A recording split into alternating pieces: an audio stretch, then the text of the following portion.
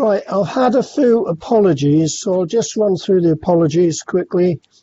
Keith Andrews, Judith Scarnell, Stephen Lane, Colin Mitch, Shirley Simpkin, Chrissy, I think that's McIntyre, Chrissy McIntyre, Sheila Lewis, Jenny Leeson, and Michael Nellis. All right, there's the apologies.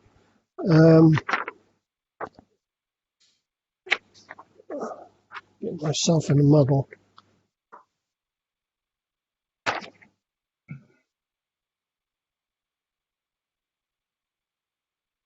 As you can see, I'm not really with it this morning. Right. Perhaps if you took the hat off, you feel better, Ron? No, I think it's, I feel a bit top heavy, Bernard.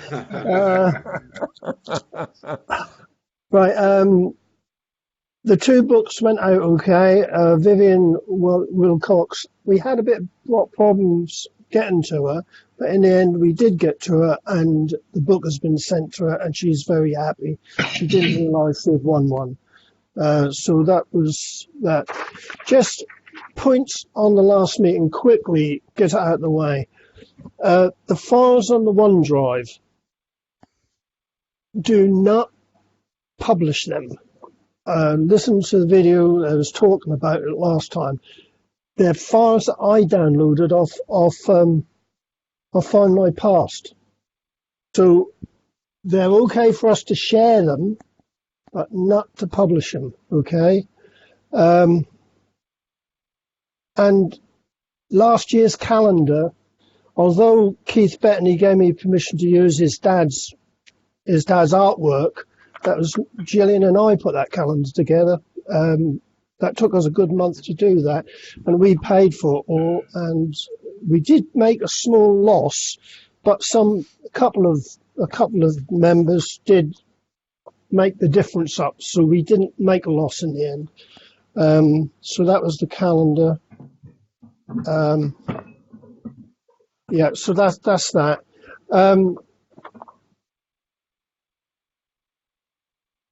Yeah, I've had another book from SEC. So we've got another book from SEC. I've got three books here because I thought Martin, should we do yours to begin the year, Martin? Yeah, sure, no problem. Yeah, so we'll do yours for the first one in the year because that is a really expensive book, isn't it? So we'll make that the first one of the year. Have we got Matt? No, we haven't, have we? So, and then I've got Sex, and I've got another one there as well. So I've got three books here. I did say to I said to Louise Reynolds that I was. Could she send me another book? Because we let the local school have one, and she kindly sent me one and said as a present for the school. So that was nice of her. So that's that out the way. Now, next thing was Kevin. Uh-huh. That was brilliant, Kevin. The video. Yeah. That was really nice. There's a lot of feedback from it, and I found it very touchy. That was a lump in the throat job. That was that was really a nice video, Kevin. Yeah. Louise did send me. I think most of you have seen this, but can you see it? Yeah. A show at Shanghai at Christmas. Louise sent that with her book. So that was a nice little touch. Right. Hopefully we've got some things lined up by the members, so we can read some out. Do anyone want to start with a Christmas story or whatever? Mrs. Fryer's here. Oh, She's looking very hello. Christmassy. Yeah. Hello, Mrs. Fryer. Did you enjoy your trip? Did you enjoy your trip? Come back, Jan. Come back. Yeah. Good to Did see you you. did you enjoy your trip to England or Did you enjoy Britain? your I trip to think. England? As you said. Yeah, she loved it. Yeah, Yeah. she had a great time. Yeah. Yeah. It's a bit different to Australia. How are the fires over there now? Everything calmed down over there? Love No, it, Jan. Love still it. major problems at the moment. There's still Yeah, problems. yeah, Oh, yeah. dear. In South Australia, and of course in New South Wales and Victoria. So Mm, yeah, big problems. oh dear. Um, yeah, Keith Bettany has been telling me that, that isn't very good over there. No, no, not at all. So No. Jan's sister-in-law's only just got back to her property, and luckily it wasn't destroyed. So, but a lot of the bushland around it's totally burnt out. Yeah.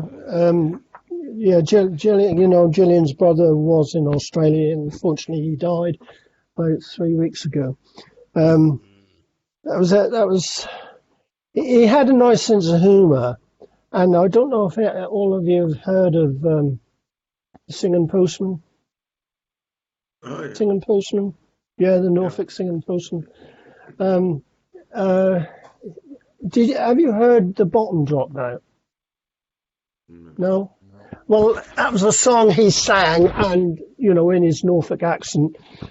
And as they lowered the coffin, they actually played it. He got them to play it as a bottom drop note as they lowered the coffin. He had a good sense of humour.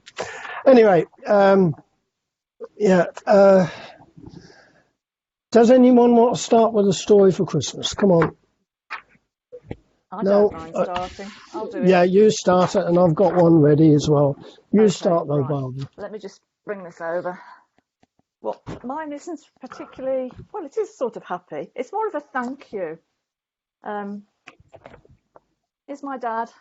Bless him. Oh, yeah. My lovely dad. Okay, so that was before he went, so he's quite chubby there. Right, so my dad went out with the 316 battery, searchlights, after being in the Blitz in Bristol. Winston Churchill, in his wisdom, said they needed a rest, and they went out to Singapore for a rest.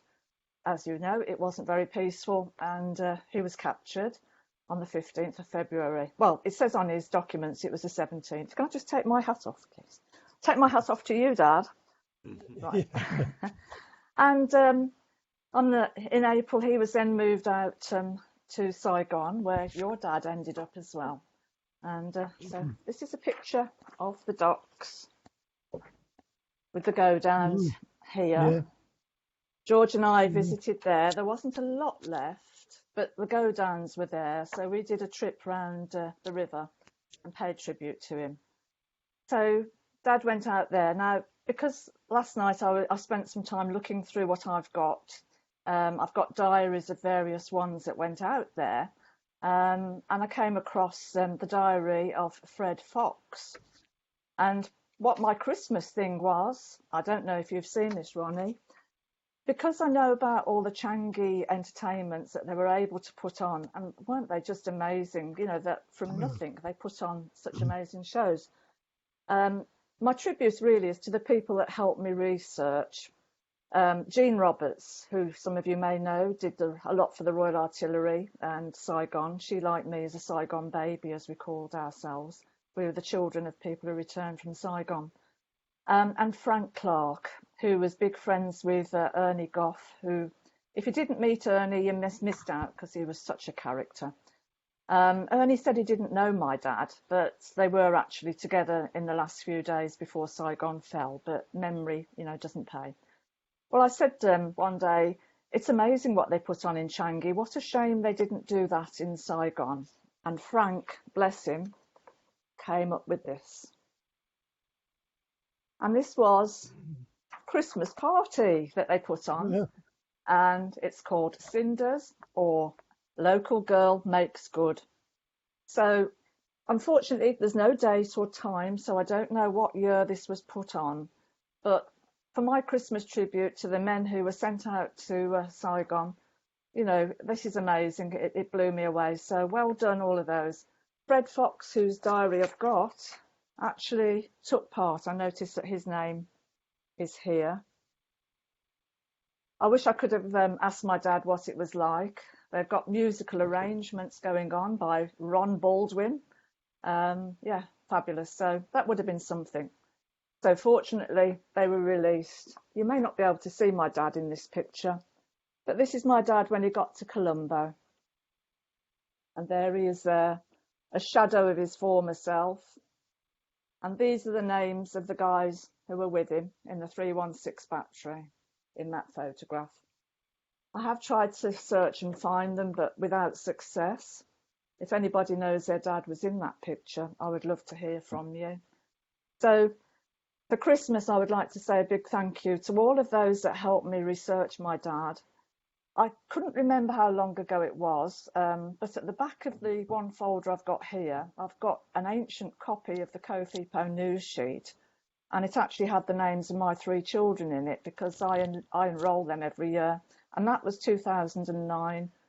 So it's over 10 years since I started to research, and little things crop up all the time and make my picture of my dad and what he went through even better. So I'm glad to know that my dad did have a Christmas show put on, and thanks to all of those who have helped me, to Ronnie, to Keith, to Matt and all those who do it that crop up on here, to Meg Parks and all her amazing team who put on what they do in Liverpool. And don't forget that at the IWM they still hold a lot of the actual audio recordings of these men. So mine might not have been a bit particularly happy Christmas thing, but that's a Christmas story from Saigon.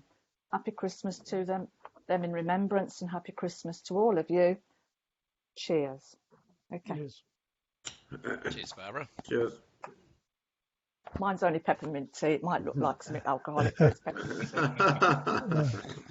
tea. This week, you okay now, are you, Barbara? Yeah, cheers. Oh, yeah. Yeah. Finished, yeah. Right, this week I decided to leave the British People pages alone and try and get some, because people keep sending me things to put on the Roll of Honour. Not been a happy week. I mean, I don't know if any of you read the Summers page. He was Royal Engineers. I think it was Royal Engineers. Anyway, I can't. I've done so many this week, but he stayed on after the war, and he fought in Palestine. He got medals in Palestine, and then in 1953. He had medical, and he thought he was going to get put out of the army, and he hung himself. Not very nice. Some of these really hit you. That one did hit me. This one, I did a Roll of Honour one for John Alexander MacLeod, and it reminded me of a poem by Morris Rooney, because he was in Kinkasaki, Taiwan, and so was Morris Rooney. About the year 2000, I just started the Kofepo website, and I was having a bit of problems with Carol. And Morris used to fool me up quite a lot. Lovely voice. He had a really lovely voice. Good chap to listen to. Unfortunately, he's not with us anymore. But he sent me this poem, Christmas Day in Taiwan by Morris Rooney. Christmas come but once a year. As a prisoner of war, it was not of good cheer. When you read these few lines, you'll no doubt understand how Christmas was spent in this distant land. Reveille was sounded an hour before dawn, and roll call was taken. It was a bitter cold morn. Number or banjo in Japanese. We did as we bid, not as we please. We returned to our huts when dismissed from parade to find on the tables our breakfast was laid. 1 bowl of rice, 1 bowl of stew. That's all we got, but what could we do? The meal completed, we could only patiently wait for dinner in a bowl instead of a plate. It was not Christmas for the Nips, but it so happened the date was a day in the year which they celebrate. So out on parade ground we stood in the cold, bowing our heads and hearing strange stories told. This over, a service for us we requested, and for once in our lives we were left unmolested, and dressed in our clothes of no great apparel. We sang O Come O Faithful and 2 other carols.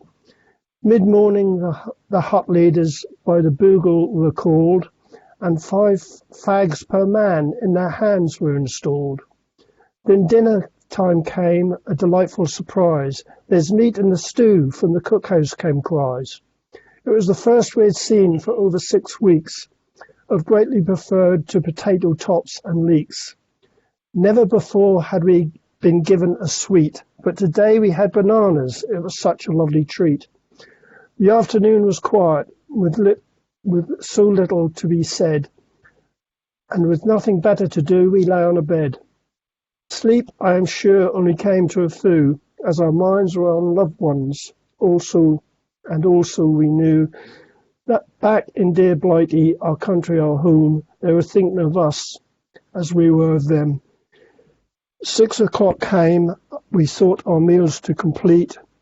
With chopsticks, not spoons, our tea we did eat. Instead of rice and veg stew, it was rice and fish sauce, with a rabbit stew at 7 as an extra course. With eating completed, we all started singing. Hark, is that sound? It's not the church bells are ringing. Alas, no, it was the bugle being blown. The roll call is at 8. Then an order was shouted. It'll be an hour late. So we kept on with our singing as if we didn't care, for all that was missing, yes, even the beer.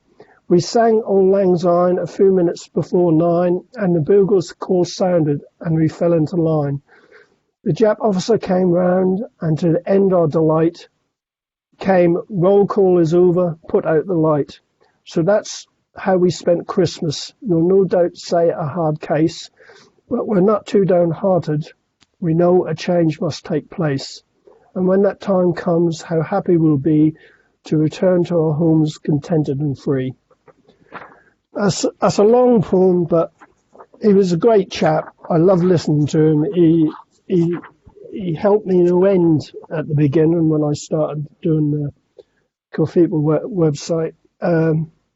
As I said, I've got a tape of it and of him, and I'll try and I did have him on once, but I took him off. But you'll hear his voice. He's got a lovely voice. Any more? Cheers, Morse.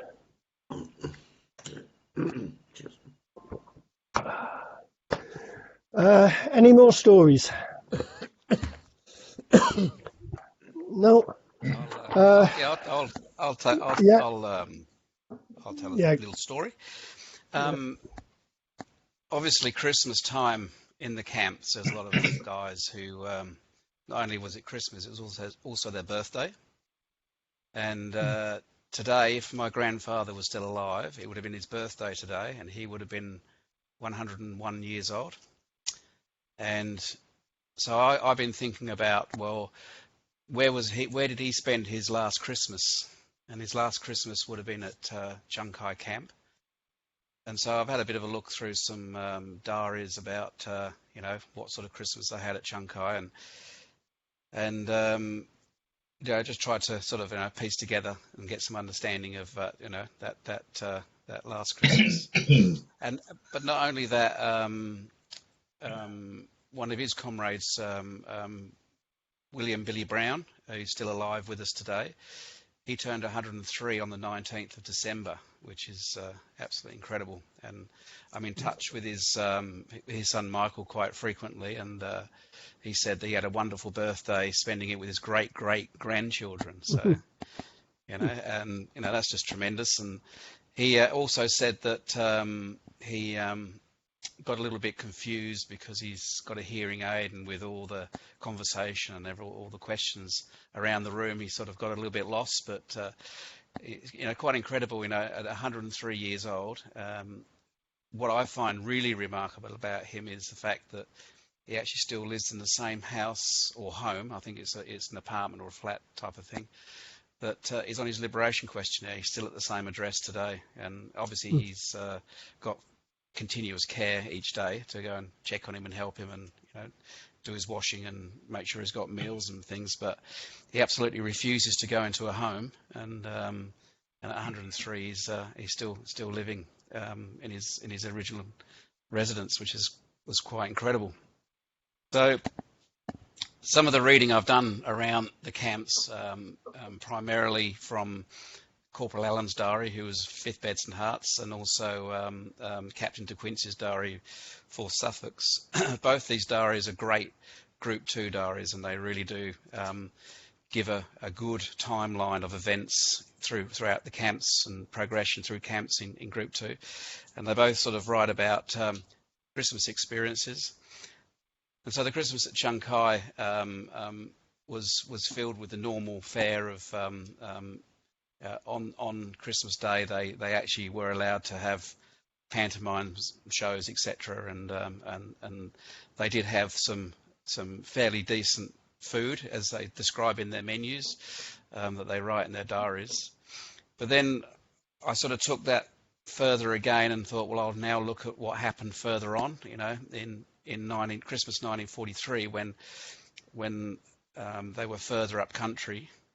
So looking at the two descriptions between the two diaries, it became quite apparent that it's amazing. I mean, after the railway was completed, which was, I'd say when the railway was joined was October in 1943, but I don't believe it was completed by any means in October 1943, because so many men were still up country working on all types of maintenance and construction, and continuing with construction sidings and spur lines and building stations and bridges, and even the cuttings that they cut were in the first instance only cut to the bare minimum to allow to get the train through, and of course it was after that they were starting to widen these cuttings and then drawing off a lot of this material for ballast, etc. So looking at the diary, they both sort of transpose across and cross over, that they were probably around Johnson's camp, up in that northern end of Group 2 above Tarkanoon, and it amazed me when you actually read through the diary itself, and the similarities between the two narratives was that they had a full day of entertainment, just as they were in the base camps further down country in Kinsay Oak, Tarsau, and Kanchanaburi and Chung Kai. Right up in these jungle camps further north, they still had entertainment. They had sports. They had all sorts of activities throughout the day. They talk about the camp hospital and making sure that the guys in hospital were entertained, and they had an afternoon matinee of various shows. And their pantomime up there for that Christmas was Sleeping Beauty.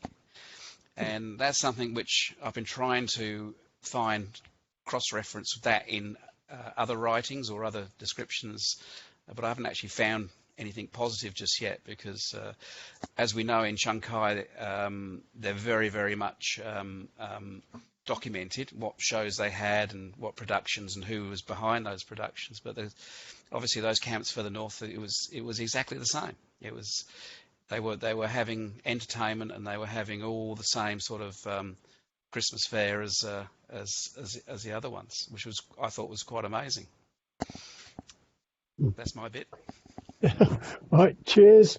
My dad's birthday is the 24th December. So he actually got a birthday card with the Christmas greeting on it, which I've still got. Yeah, so they're very close. But my dad, have you read about the football matches at Changkai? What, sorry? The football matches at Changkai. Yeah, just brief bits and references to those various sporting events and things, but not into any great detail. No. Because Dad played for England, centre half, at Changkai, and they had internationals. So the Scots put in a team, the Welsh put in a team, Australian did, and so did the Japanese. The Japanese actually put a team in the internationals, and Dad said they were the best matches of all. He said payback time, and that's peculiar. Dad was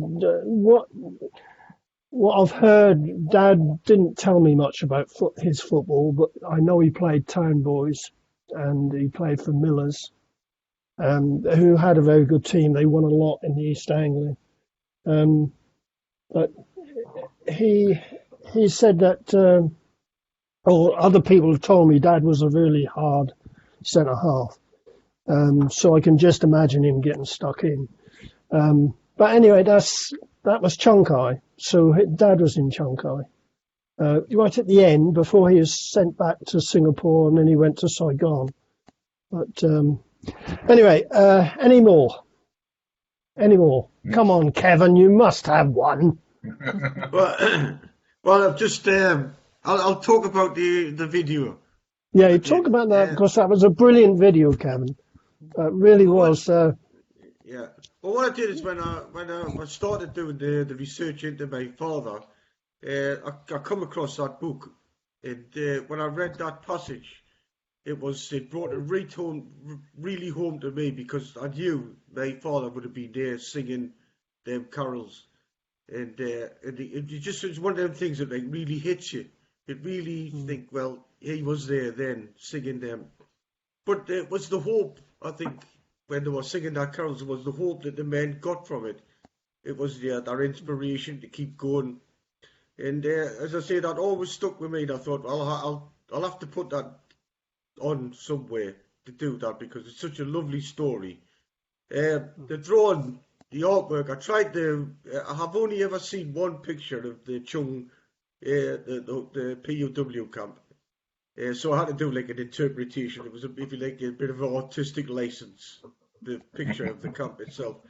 But as I say, that story, it's always stuck with me. So I thought, well, I'll have to do that.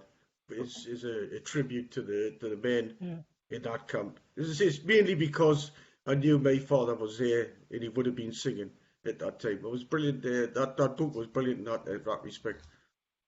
They got a lot of good feedback. Your film, a lot of people said that brought lumps to the throat. So you hit home there. But no, that's I enjoyed it. But there was a kind of tear in the background, wasn't there? Yeah. You could just picture it. Yeah, it's strange enough. I mean, the guy who wrote the book, he's Welsh, so you can imagine the singing would have been absolutely fantastic for him. Yeah, we've never heard Bernard sing, have we? But he's a Londoner. But no, you're a Londoner, aren't you, Bernard? I am. Could have got Bernard to narrate it. Yeah. That would sound good. But I was just trying to find this page.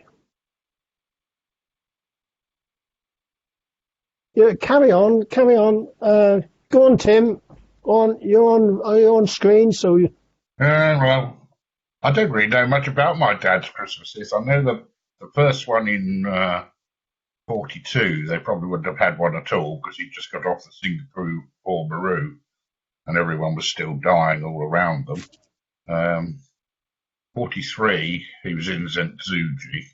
And they probably had quite a good Christmas then because he was with Meg Parks' father, so that's quite well recorded, the Christmas for 43 and 44. But by 44, I think they were running out of food a bit, so it was a bit of starvation level.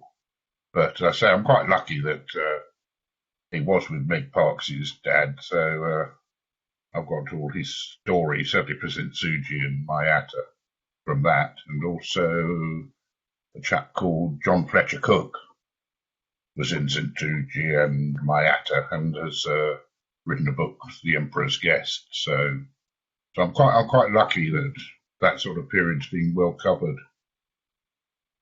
Yeah. I'll have to get some of my recordings out. I got one from Morris. I got one. What I did with my dad is I got him a cassette recorder, and I just said, when you remember something, just put it on the cassette. And he did this for me, and I have got his recording. I'll have to find that up and put it on. As I said, I did have it on the Cathedral site, but when I finished doing it, I took them off. Morris as well. I'll have to find them up. I was telling you about Ernest George Summers. When he got this is one I did during the week, and I started doing it, and it got deeper and deeper. When he got a POW, when he was put in as a POW, he captured in Singapore. He was a sergeant, and then during the war he got made up to staff sergeant, and he ended up as a warrant officer class 2.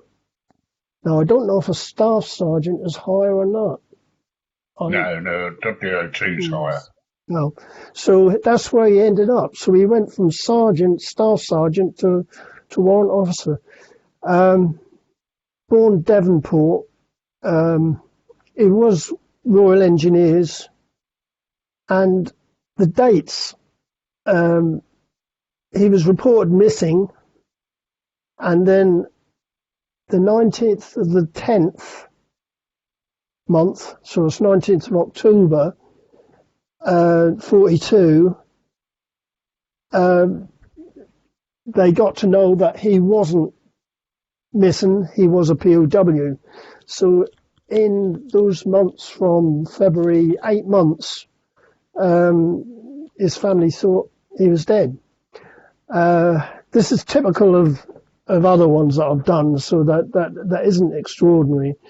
And then in 1944, a correction came that he wasn't a staff sergeant. He was a quartermaster sergeant.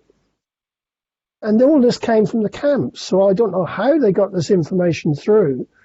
And then in 1945, of course, the 10th month, October, he's not a POW anymore. He's not a POW anymore, because that's what they were liberated. But as ever so, you go through it, and no, he was captured Hong Kong, by the way. That weren't Singapore. I've done so many of this last week, but he was captured Singapore. He was on the first draft to Japan. The first draft to Japan, as you all most likely know, was the hard men in Hong Kong who wouldn't sign the no escape document. And the Japanese thought they were going to be troublemakers, so they put them over to Japan in the first draft. So most of them who went to Japan in the first draft on the Shimaru, that was the Shimaru, I think, they were the troublemakers. But then he in Japan, he went to various camps in Japan, but the thing that got me is afterwards he ended up in a camp with 351 POWs, he got an award when he was in 1947. He got an award, an AO-27. Anyone know what it is? AO-27 award. Don't know what it is. With gratuity. I don't know. Anyway, and then he went to Palestine. So he signed up and he actually went to Palestine. And then the horrible thing is, 1953, at the inquest, he'd been to have a medical, and he didn't think he was going to pass it, and they found him actually hanging at the barracks where he had the medical. He'd hung himself in the toilets. Horrible. But they said he had something about health all the time. He was worried about his health, which most likely came from the camps. So, but that's let's get off that. That was a horrible one. Sometimes you come up to them and you think, "Oh dear, what am I doing?"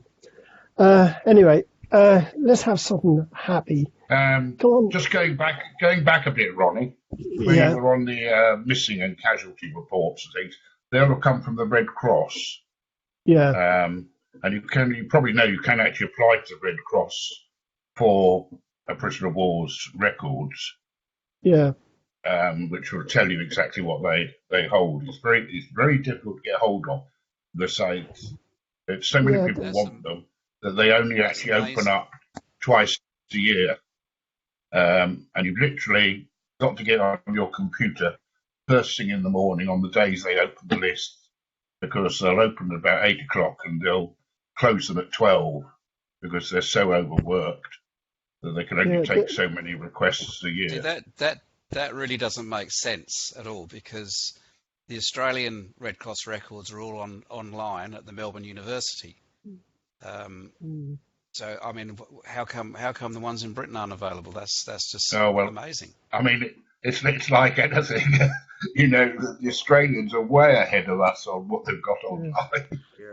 Yeah. Except for index cards, of course, because there's only allegedly there's only 3,000 index cards available for the Australians. So where the rest of them are, who knows? But you can actually get the Australian Red Cross cards online through they're online with the Melbourne University. So the British ones must be obviously no one's. These ones, Martin, the ones that I pick up, how I get this information is they Find My Past, and they are Q files. So these are WO files, so they are Q files. But those files, Ronnie, they're the Q files which will have been held by the casualty branch in the UK, which they will have made up from the Red Cross reports which came in from the Red Cross. Yeah. These ones are actually the Red Cross cards. Yes, that's what you can apply for, but you've got to apply to Geneva for them, and it's quite difficult to get on the list. So obviously the Australians got their cards from the Red Cross, a long time ago. Yeah. But that's really peculiar, because as I'm going through the cards, picking up the information for the British people database, and I do come across New Zealanders, some Australians, Canadians, but most of them joined the British forces. So although they're Australians, Canadians, they have got the cards in the British forces, which is, I include them all because they were in the British forces. So yeah, absolutely. Yeah, so they are included. But this week I've had a few to add to the roll of honour, and they mostly come from Canadians. Funny enough, asking me if I can add these files. So anyway, Sophie, you must have something to tell us. Are you there, Sophie? Yeah, She's I am. not gonna Sorry, I'm mind. taking myself on mute. So taking myself off mute rather. Yeah, it's just been I suppose the year when I found out a lot. Yeah, I don't know really what else to say, to be honest. That has Yeah, been a obviously I busy managed year. to find as a result of sort of looking into my dad's stuff, it prompted me to look for my Australian family, who by the miracles of Facebook I've now found, and I've actually got quite a lot of photos that they've sent me. They spent quite a lot of time compiling. So I don't know if you can see this, but this is just one of my it would be my first cousins, obviously not recent. I'm not sure how well you can Oh see yeah, that, but this is reflecting a bit, unfortunately. yeah. So that's my. It's not very good because it's reflecting off everything. Didn't you gain 48 relations in Australia? 53. 53 now. That's 53. So the lady in the wedding Growing. dress is my cousin Faye, who's unfortunately passed away earlier this year, which was a shame. Who was 84. And then the lady in the pink there, looking stunning in the pink, is my cousin Kay, who I met in the 1980s. But he was still actually alive.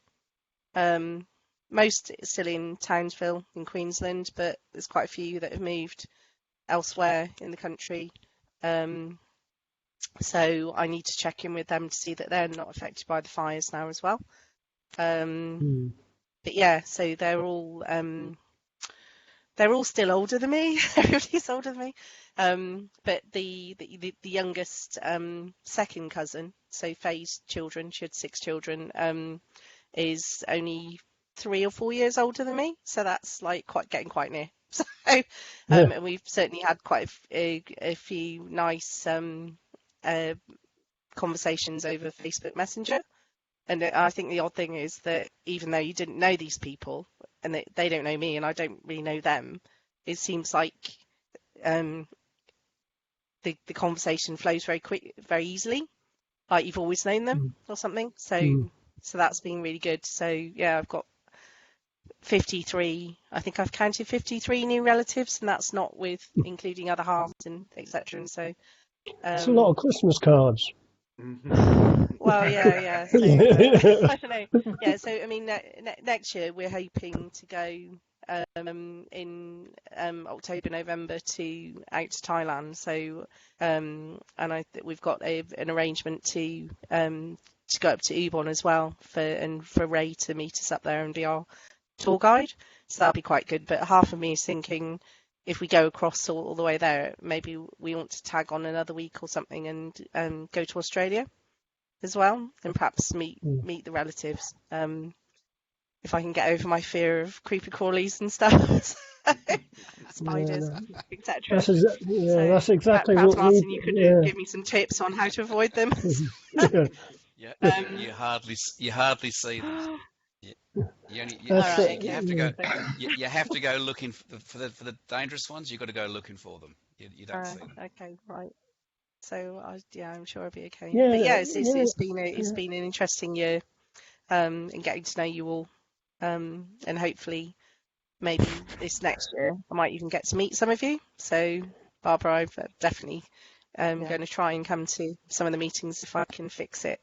For those days. So that would be brilliant. I've got a drink. Unfortunately, it's only lemonade and some sort of apple and raspberry stuff in it. But Merry Christmas, I've got everybody. orange. So I might have to Cheers. drive later. Yeah. Cheers. Mine's gone, but there's a dribble. everybody. So It's 7 here, so I'm having a drink. Yeah, that's bit early here. one of the Christmas to delicacies. Liam too, Sophie. Happy Christmas to Liam. yeah, I did try and persuade him to come in and put some reindeer ears on, but he said no, and then went off to play his PlayStation. So unfortunately, Maybe next time. Speaking of creepy crawlies, one of the delicacies in the camps was snakes. Martin, who is he? Yeah, I've I've read They similar caught similar net stories. snakes. So how Yeah, did yeah. they? Anything that carried nutrition went in the pot. Yeah, it's what I've read Yeah, on numerous occasions. that's about Judy. I mean, the dog went right the way through the camps. That's surprising because dogs and cats were in the camps. So, for them not to kill and eat Judy was exceptional, I would have thought. I mean, they were so short on food. Anyway, yeah, we've got Right. up to. Whilst We've you're got, there, everybody, I've got my dad's notebook. I don't know if you can see it very well. You have to read it. Anyway, that's the contents of stews, and it's got oh, frogs. yeah, Frogs. Yep, frogs. Frogs Yeah, frogs is the bit that turned my stomach. yeah, but very So yeah, nutritious all the same. vegetables in stews, etc. Looks awful. yeah. Well, for a while, when the service yard was at Numpland Up, Dad did work in the Japanese bakery, and him and another lad from Yarmouth who was a cook, they did make manju cakes, which was ground rice, which they actually ground the rice up, and so it's a flour, so like a bread flour, and they baked them like they would a bun, and they went down well. So they made use of the rice. But as Dad said, when they had leggies, you all know what a leggy is. They're lining up for the bottom of the pot. So you get your first lot, and then when you finish that, they make a leggy queue. And Dad said the leggy queue was the best stuff because that was the crispy stuff at the bottom of the pot, which they all liked better than the actual rice. Yeah, when you think about it, I mean, that hit me with Morris's Christmas one when they're thinking of home, but it wasn't all, Dad told me it wasn't all doom and gloom because the companionship in the camps was good. And the companionship gave them hope for the future. So Dad actually said religion was one of the things that kept men going. Religion, companionship, or the third thing was completely blocking out everything that went on around you. So they just get on from day to day, and everything else is blocked out. They don't. Nothing else exists. And he said most of them didn't survive. The ones who just blotted everything out. He said he actually said to me, "You're sleeping next to a chap, and you say good night, and in the morning he's dead. He just lay there dead, and they just give up." He said, "If you just give up on life, you'll just die." And they said they weren't nothing wrong with them. They just went to sleep and died. Horrible. And to be honest, I think when I think back, I think that's what happened with my dad. He just had enough, and that was it. He just decided that was it, and he just passed away. I'm getting. This is a time of year when it's always the same, getting their dad's birthday, and but he enjoyed life. I think most people who did make it back made the most out of life, except for that Mr. Summers. Oh, come on, brighten up, please. Someone brighten up.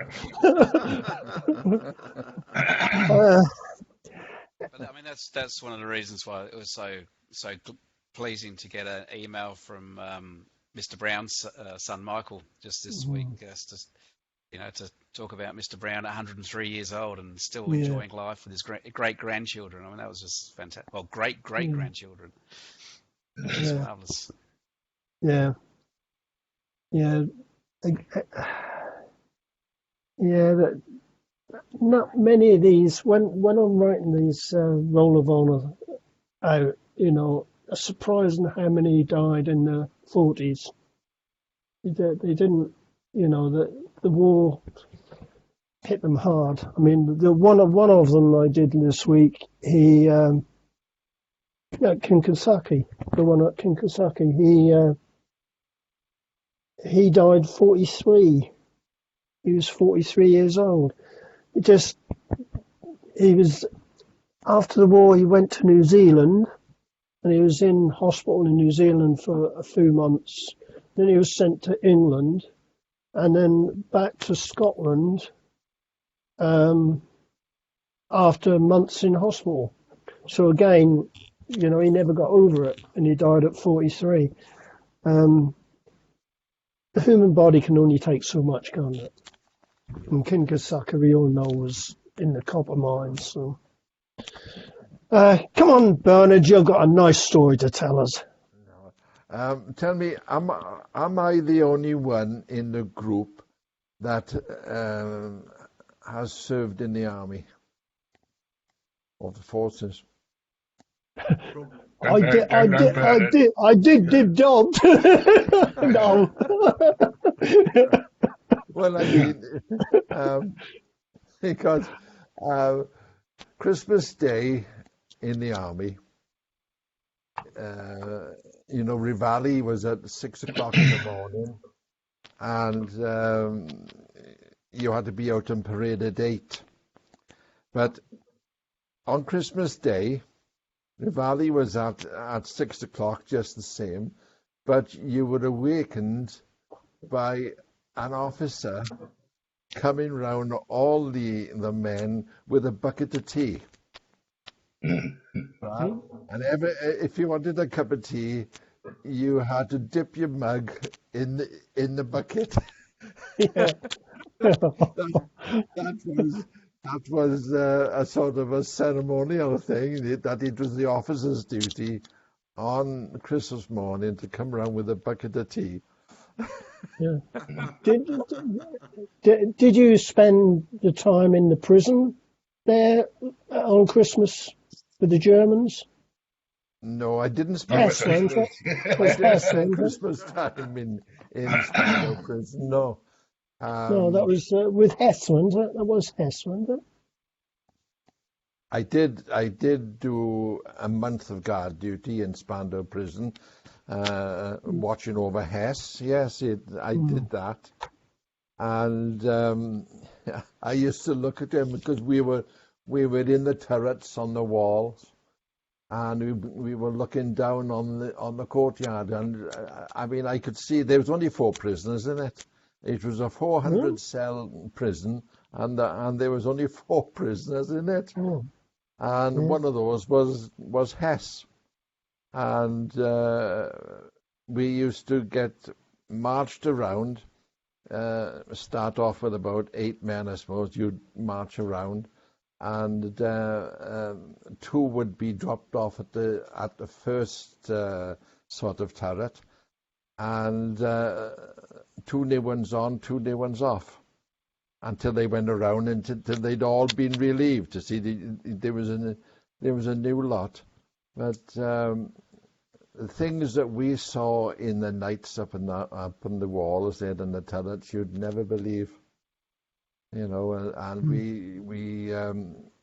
we had a rifle, we had 2 bandoliers of ammunition, and we had a Bren gun, and like you thought, your father was a Bren gunner, and it was just a 1 man, but it wasn't. It was a 2 man. No, 2. Yeah. You told me what. Explain about the explosives for the Bren gun. You did start to explain it to me. You see, on the Bren, the second man, not the one who fired it, the second man who set the explosion off or something. No, what he was in charge of when the magazine emptied, he'd very quickly renew it, put a new magazine on it. But it used to get blocked up, and there was filters on the side of the gun, and it was the second in command. It was his job to take the old filter out and put a new one in. So it wasn't a one-man job; it was a two-man job. But very often we would go up in these turrets, and we'd only be one man. You know, perhaps they didn't have enough men to go around. I don't know, but really speaking, one man couldn't operate it. You know, and see, Dad never told me that. Dad just said he was a Bren gunner, so I just thought he was a gun, but he never did tell me there was two of them. You know, I mean, it was quite a heavy thing. You had the amount of ammunition that you carried with it. It was box after box sort of thing, because if you used rapid fire on it, you'd empty a magazine in a minute. It was that quick.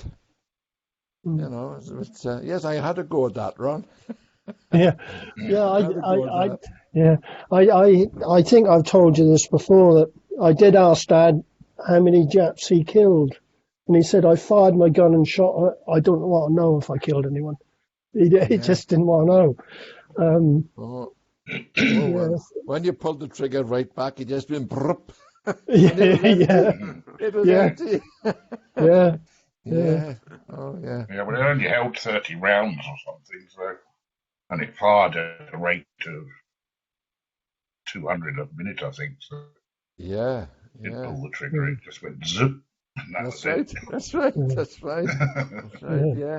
Yeah. But when I met with Roy Housden back in October when I was over in the UK, he was 5th Beds and Hearts Bren gun carriers, and he was saying that when they were in Singapore, he said the Japs used to get up in the trees, and as the carriers were coming through, he said they would try and drop hand grenades down the top. Yeah.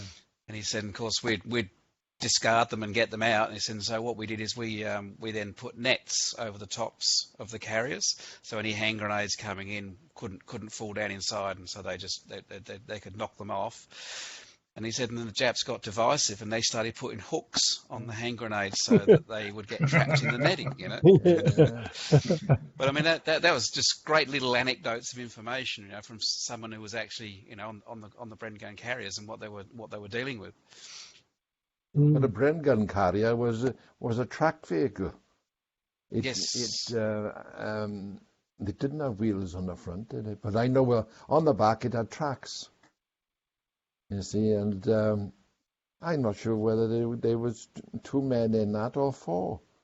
I know I went in it, and I tell you, I had a ride in a Jeep one day, in the back of a Jeep, and it came to this huge embankment, and I thought he'd never going to drive up that, and we were on the back, you see, and it did.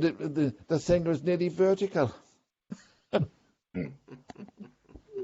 What happened to Hess, Bernard? I don't know. I mean, he was alive when I left him. I didn't touch him. Yeah. I don't know. Some say that he was murdered, weren't they? And some say that he committed suicide. I don't know. He was very interested in astronomy they call it, and very interested in it. And apparently his cell was full of these pictures of things. So he had it pretty easy, really, didn't he? You know, when he was in captivity. Yeah.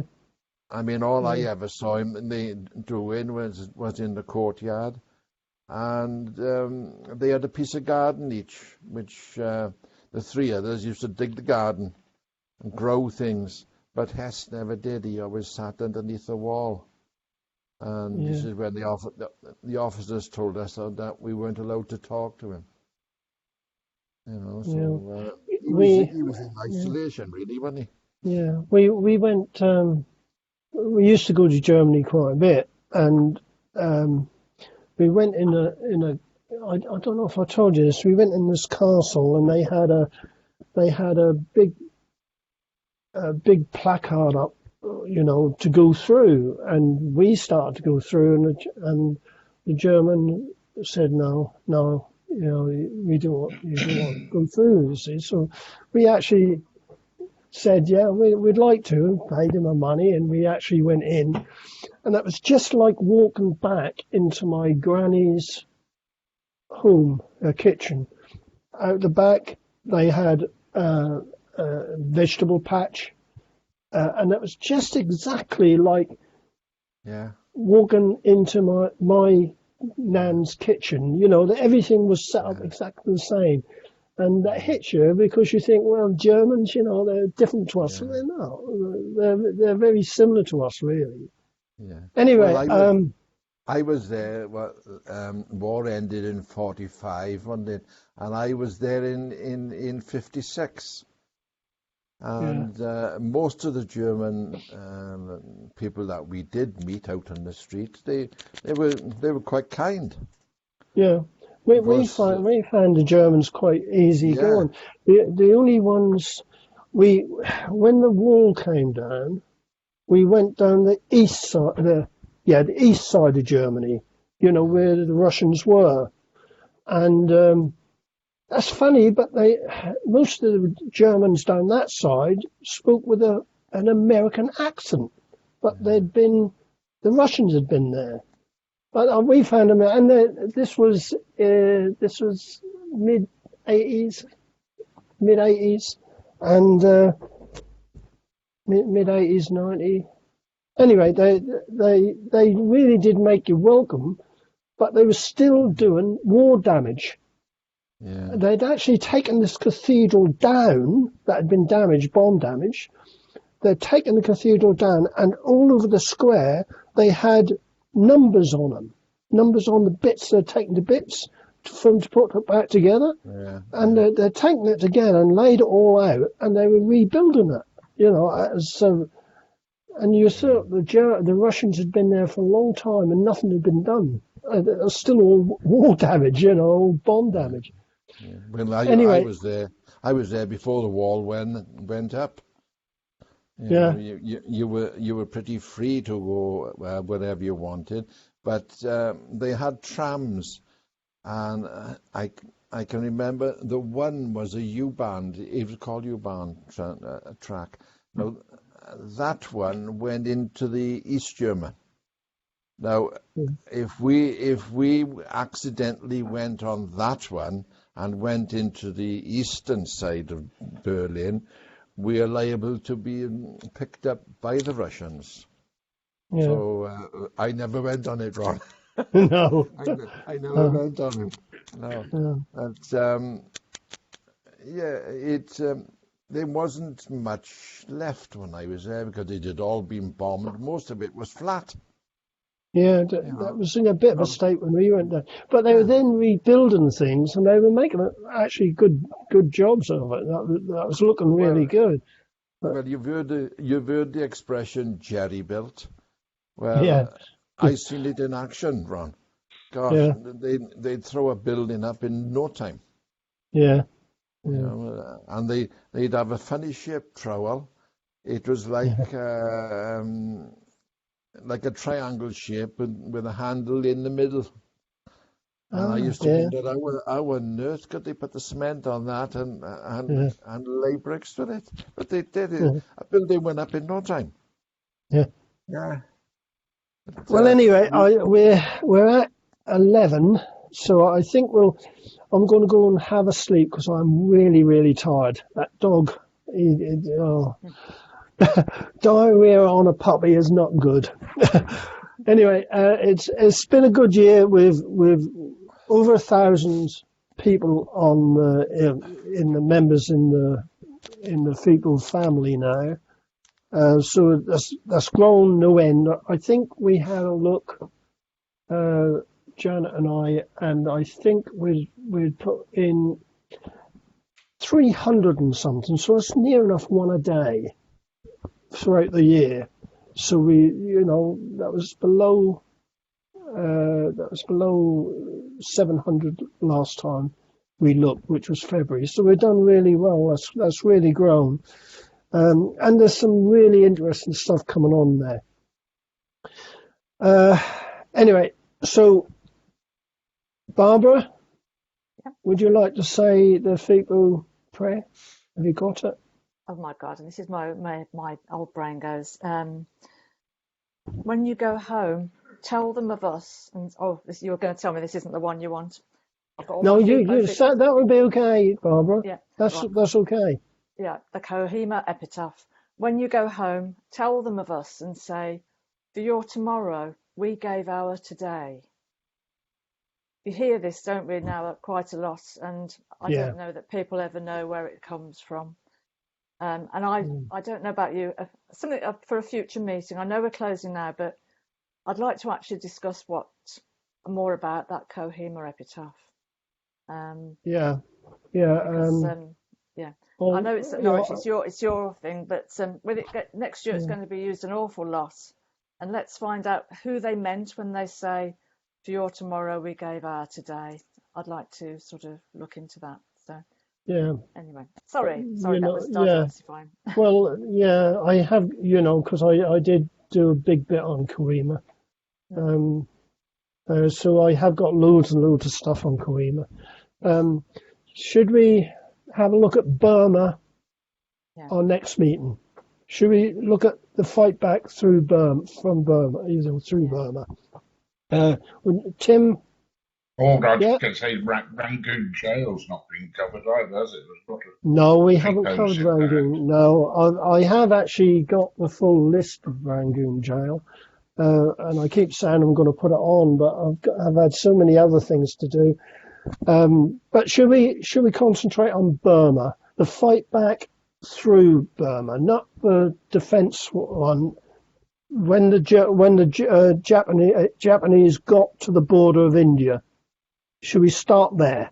Okay, is that okay with everyone? I don't know anything about that. Well, and also, Bernard and I were talking a couple of weeks ago, and Bernard's dad, I think, went out to Japan. At some time in the future, can we diversify from the railway and whatever, and do perhaps the Japanese? Well, I try, well, I do try and get away from the railway, but of course the railway, that was, I mean, when I'm doing the Roll of Honour, everything is really Singapore. Although I have done the Java Index, and I spent about 12 years on that. That when I'm doing it now, you open up a card and it's captured Singapore. It's so. Anyway, well, let's say Burma next time. Okay, Burma next time, and let me just have a look at the.